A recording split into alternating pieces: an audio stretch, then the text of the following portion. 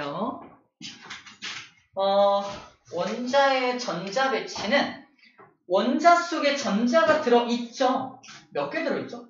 여러 개. 여러 개. 양성자 개수만큼.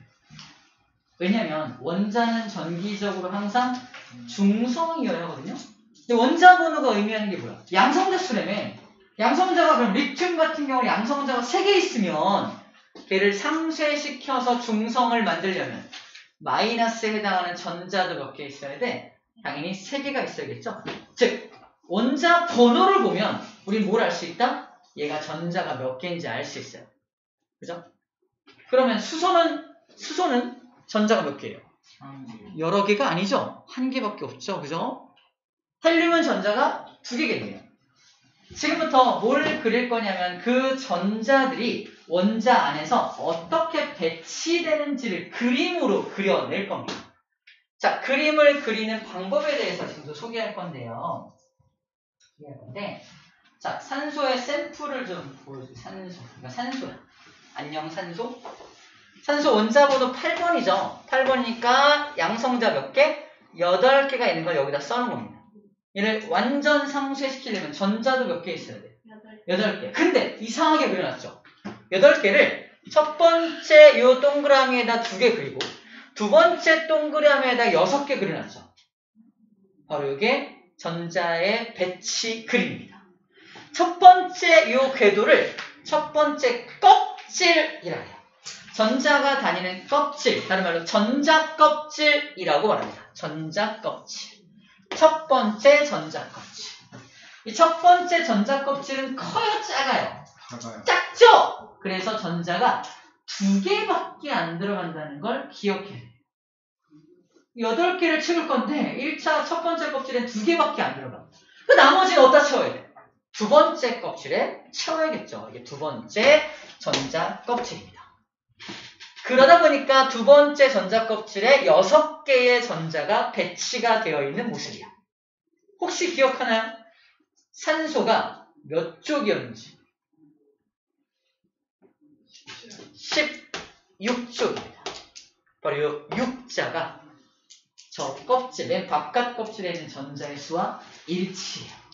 일치합니다. 자, 이렇게 그림을 그린다는 겁니다. 자, 그래서 규칙을 좀 말하면 1차, 첫 번째 껍질은 전자가 2개까지 들어가고요. 두 번째 전자 껍질부터는 전자가 8개까지 채워집니다. 세 번째 껍질이 있다면 여기도 8개를 채우고, 네 번째가 있다. 여기도 8개를 채워요. 완전 첫 번째 껍질을 제외하고는 8개씩 채워나간다는 규칙이 있는 겁니다. 이 규칙을 옥텟 규칙이라고 합니다. 8개씩 채워나간다는 규칙, 옥텟 규칙이라고 해요. 저 옥텟 규칙을 완벽하게 만족하게 되면 완전 안정한 물질로 바뀝니다. 안정성을 확보할 수 있어요. 그래서 헬륨이 원자 번호 2번이잖아요. 얘가 안정한 이유가 바로 저기 있습니다. 양성자 2개고요. 전자 몇 개야? 2개죠. 1차 껍질에 전자가 이렇게 딱 들어가 있다니까. 1차 껍질 2개를 꽉 채웠죠. 안정하다. 매우 안정합니다. 허허허허 안정해 이러고 있는 거죠. 근데 라돈이 안정이에요? 라돈? 라돈 몇 번이에요? 라돈이 18쪽 아니에요? 갑자기 라돈. 모르겠어. 라돈 몇 번이죠? 라돈 같은 거안 해요. 라돈 86. 아, 86번이네요. 18쪽에 속하니까 안정하겠죠? 근데 뭐 라돈 몸에 위험하다고 그러지 않나요? 확인해 볼게요. 라돈인지 라돈이 방사능 아닌가요? 딴 돈인지 확인해 볼게요. 그랬던 것 같아요. 라돈이란 물질 그랬던 것 같아요. 황가물질이었던 것 같기도 하고 확인해 볼게요. 좋은 질문이었어요. 자, 옥텟 규칙을 만족하면 안정성을 확보할 수 있다. 그게 포인트야. 옥텟 규칙을 만족하기 위해서 이 물질들은 움직입니다. 불안정한 게 싫거든. 그래서 안정성을 확보하기 위해서 화학 반응을 일으키는 거예요. 자, 어쨌거나 이 규칙에 의해서 그림을 그려놓은 게 어디야? 39쪽에 있는 그림들입니다. 보세요. 39쪽 그림들. 쫙. 요 그림들. 수소는 전자 하나죠. 1차 껍질에 하나 돌고 있겠네요. 그럼 봐봐.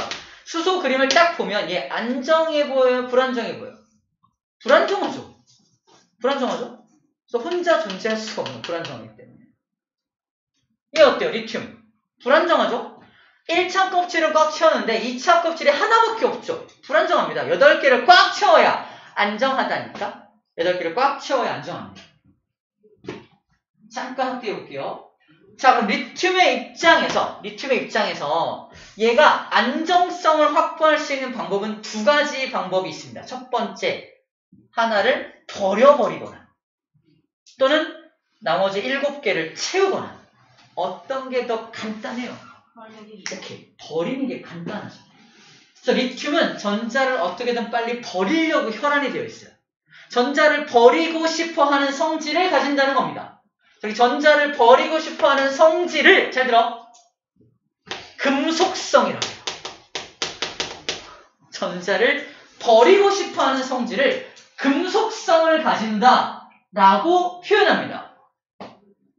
그러면 금속성을 가진 물질은 우리 뭐라고 부를까요? 금속. 그렇죠. 그걸 금속이라고 부를 거예요. 초중딩한테 야, 금속이 뭐냐? 철? 금? 뭐 이런 거야. 끝. 때리면 아픈 거 이런 게 끝이야.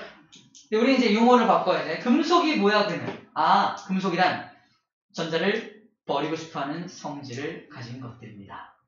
라고 말할 수 있어야 한다는 겁니다. 이해되죠?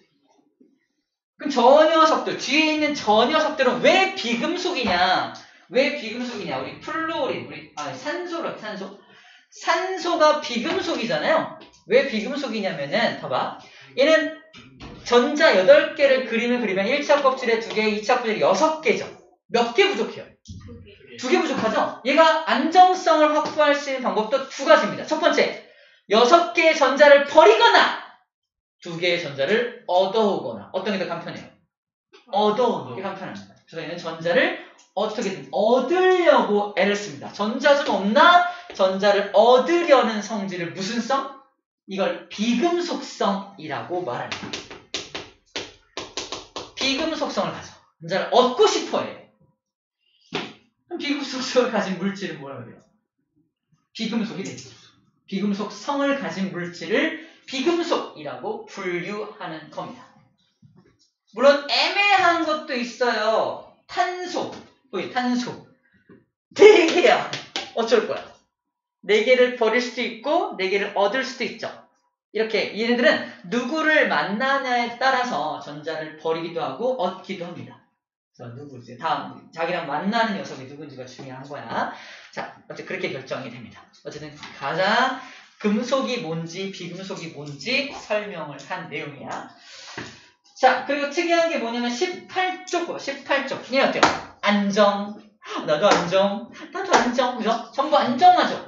안정한데 우린 뭐라고 분류했어, 얘네들을? 비금속으로 분류한 거 알아요? 굉장히 안정해서 전자를 얻을 필요도 없죠. 잃을 필요도 없잖아. 걔네도 비금속의 분류에 집어넣습니다. 비금속성이 무조건 전자를 얻고 싶어하는 건 아니라고 얘기하고 있는 거예요. 무슨 말인지 알죠? 예외적인, 또 예외적으로 또 18쪽은 예외적으로 전자를 얻고 싶어하지 않지만 비금속에 속하게 분류를 해놓은 겁니다. 이해되죠?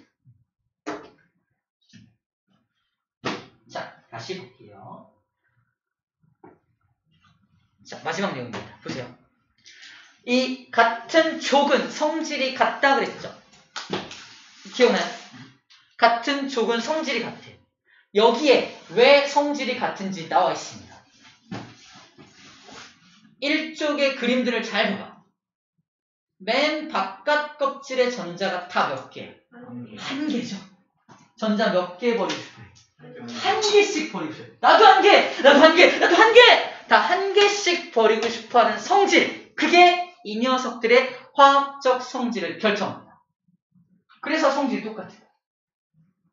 베릴륨하고 마그네슘은 전자 맨 바깥에 전자가 몇 개? 2개를 버리고 싶어 하겠죠? 2개를 버리고 싶어하는 성질이 똑같은 거라고 둘이. 그래 성질 같은 겁니다. 이 맨 바깥에 존재하는 전자를 뭐라고 부르냐? 잘 들어. 원자가 전자라고 부릅니다. 원자가 전자. 저거 잘 읽어야 돼. 원자가 전자 이렇게 읽으면 안 돼요. 주어가 아니야. 원자가 전자 5글자가 고유명사입니다. 오케이? 읽을 때 원자가 전자라고 읽어야 됩니다. 원자의 가장자리에 있는 전자, 원자가 전자입니다. 물리적으로 맨 바깥에 존재하기도 하고 동시에 첫 번째 물리적으로 가장 바깥에 존재하기도 해야 되고요. 동시에 and 이 조건도 만족해야 돼. 화학 반응에 참여해야 합니다. 화학 반응에 참여까지 해야 원자가 전자야. 이해해볼까요? 맨 바깥에 하나 있죠? 그럼 원자가 전자가 하나인가? 너네 화학 반응에 참여하니? 당연하죠. 우리 나갈 거예요. 이러잖아.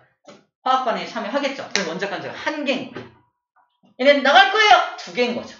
3개. 나갈 거예요. 3개. 우리는 누굴 만나다 어쨌든 반응할 거예요. 이럴 거 아니야. 4개. 5개. 6개. 7개. 18쪽이 문제야. 18쪽 같은 쪽이죠. 성질 같겠죠. 근데 딱 그냥 봤을 때 얘는 원자과 전자가 몇 개처럼 보여요? 2개인 것처럼 보이죠. 얘는 몇 개처럼 보여요? 8개처럼 보이죠. 그럼 원자과 전자 수가 다르네? 근데 어떻게 성질이 똑같아? 이상하죠? 안정하니까? 그러니까 안정한 이유가 이거라니까. 자, 원자과 전자가 2가지 조건을 만족해야 한다. 그래서 첫 번째, 맨 바깥에 존재하기도 해야겠지만 또 뭐 해야 한다? 화학 반응에 참여해야 돼. 다시, 너 바깥에 몇 개 있어? 2개. 너 화학 반응에 참여해야 해. 왜 해? 너는 화학 반응에 참여하는 전자 있어 없어? 없어. 그러므로 원자과 전자는 0개인 겁니다. 헬로.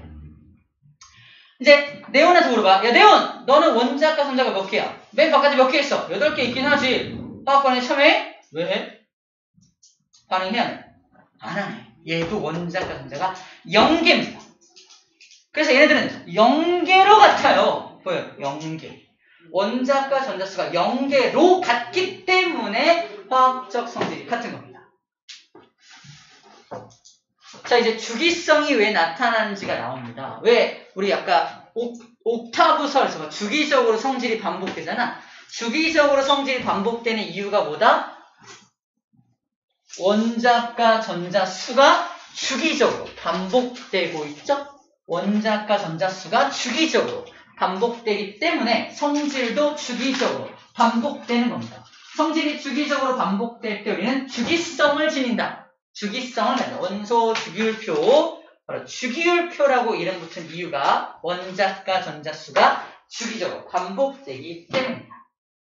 근데 3족부터 12족은요? 걔네들은 약간 예외적인 규칙성에서는 벗어나. 우리가 20번까지만 외우는 이유도 21번부터는 오비탈이라는 게 좀 이상한 오비탈의 전자가 들어가서 그때그때 성질이 막 달라져. 2학년 때 배웁니다.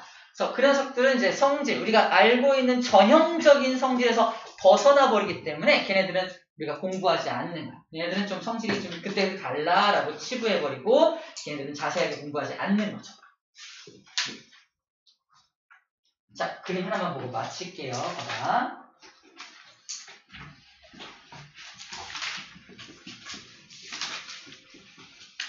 자, 얘는 수소입니다. 수소인 거 어떻게 할 수 있죠? 전자가 하나 있죠. 얘가 1차 껍질에만 막 돌고 있어요. 이유가 뭔지 알아요?